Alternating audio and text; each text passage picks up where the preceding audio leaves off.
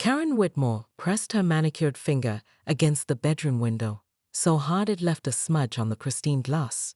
At 2:47 am, the rhythmic thumping from next door had finally pushed her over the edge.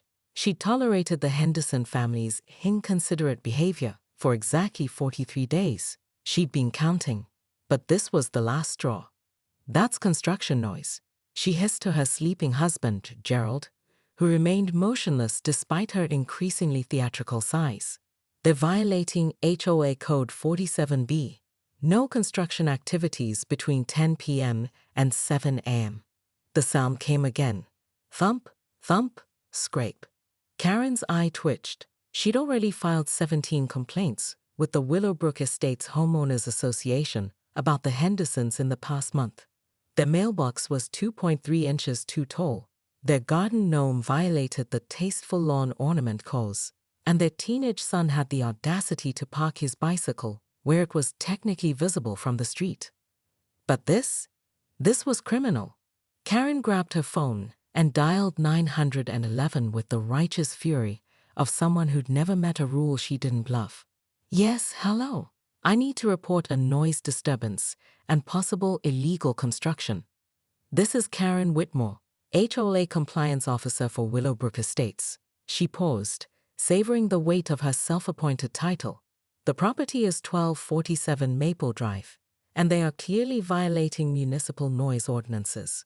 20 minutes later, 2 police officers stood on the Hendersons' front porch while Karen positioned herself strategically on her own lawn, close enough to hear everything but far enough to maintain plausible deniability about her eavesdropping.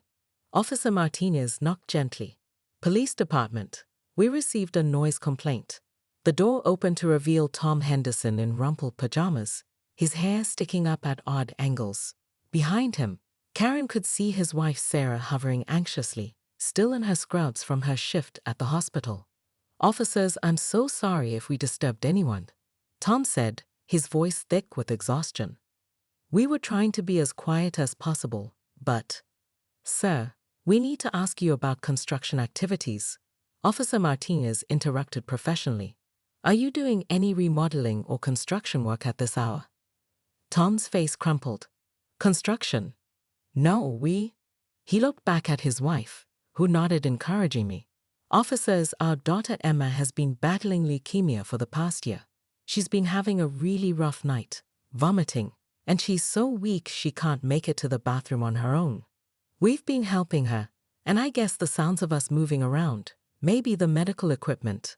Karen felt something cold settle in her stomach, but she pushed the feeling away. Rules were rules, regardless of circumstances. Officer Rodriguez stepped forward, his expression softening. "How old is your daughter, sir?" "She's 8. Sarah spoke up from behind her husband, her voice barely above a whisper.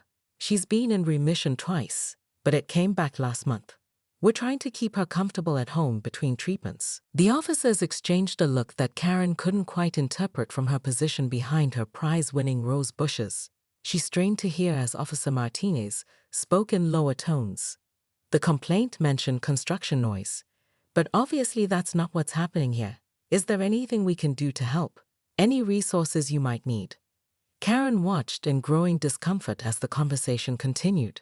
The construction noise that had so righteously offended her sense of order was apparently the sound of desperate parents caring for their dying child. But she'd come too far to back down now. And besides, there were still HOA violations to consider. As the police officers prepared to leave, clearly having found no wrongdoing, Karen made a decision that would change everything. She stepped out from behind her roses and approached the group with the confident stride of someone who believed she was absolutely in the right. "Officers, wait," she called out, her voice carrying across the quiet street. "I'm the one who called this in, and I think you should know that this family has been consistently violating HOA regulations for weeks." The temperature seemed to drop 10 degrees as everyone turned to look at her. Tom Henderson's exhausted eyes widened in recognition. Sarah's hand flew to her mouth, and both officers wore expressions that Karen would later realize she should have paid more attention to. But in that moment, clutching her phone with its carefully documented list of violations, Karen Whitmore felt nothing but the sweet satisfaction of a job well done. She had no idea that her next words would set in motion a chain of events that would expose secrets, destroy relationships, and ultimately force her to confront a truth about herself that she'd been avoiding for years. The night was far from over, and Karen's war with the Henderson family was just beginning.